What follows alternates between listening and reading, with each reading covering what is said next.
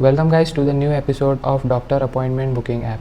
In this episode we will set up our project and also we will integrate Supabase with FlutterFlow as well. Okay, so you can visit app.flutterflow.io dashboard. Now from here we will create a new project and we will name it as Doctor Appointment Booking. Okay, start building. Okay, so here we have our first page. From here you can see the page selector and this is a widget tree. So basically what this page selector is, all the pages which you add in this app will be available here, and all the UI widgets, that means this page title, this app bar, and whatever UI widgets we will add in this home page will appear here. Similarly, if I want to create a new page, I can right click here and add page from here, and from here you can create a blank page or you can select the template pages as well. Okay, so for now we will set up the project in today's episode, and from the next episode we will try to design our first home page as well. Okay, now for that we will go to settings in FlutterFlow and you can search for Supabase here.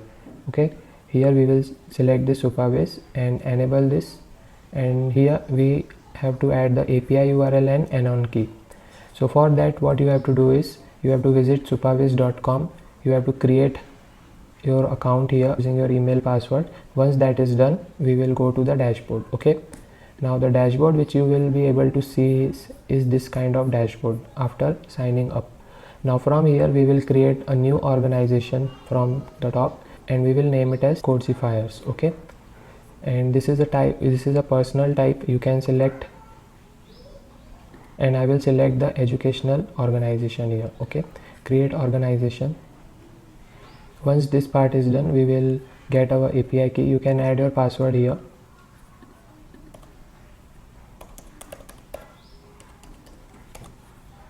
Okay, you can add your password here,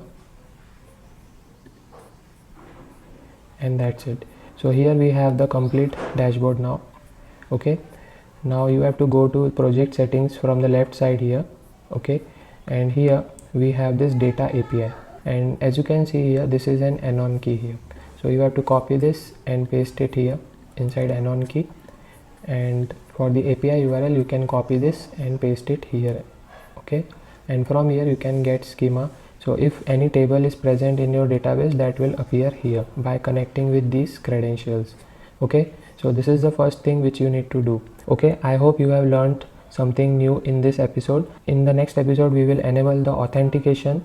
Okay, we will use Google sign-in, email password authentication in this course, and also we will enable the storage in Supabase. So that's what's the task of our next episode, and your today's task is to set up this to create a new FlutterFlow project and also the Supabase project. Okay guys, so that's it for today. Thank you for watching. See you in the next episode.